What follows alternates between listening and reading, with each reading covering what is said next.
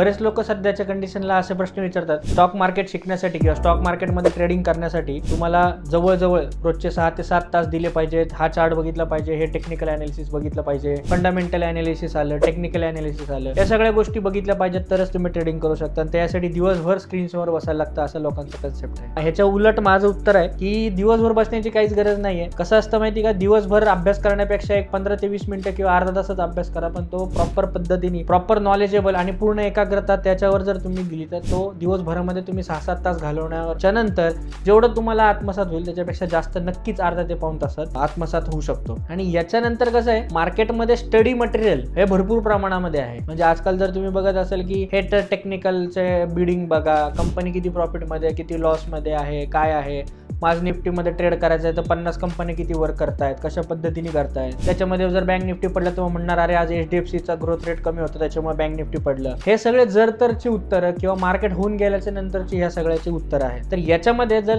तुम्हाला जर पूर्णपणे जर पैसेच कमवायचे आहे त्याच्यामध्ये, तर जवळजवळ त्यामध्ये जर बघितलं तर तुम्हाला वेळ देणं ह्याच्यापेक्षा तुम्ही किती मन लावून त्याच्यासाठी वेळ काढू शकता किंवा त्याला जर तुम्ही वेळ दिला तर मार्केट तुम्हाला नक्की वेळ देतं. हे 100% गोष्ट आहे. सांगण्याचा मुद्दा काय आहे की मार्केटला जर तुम्ही वेळ दिला तर मार्केट तुम्हाला नक्की वेळ देतं आणि हे 100% आहे.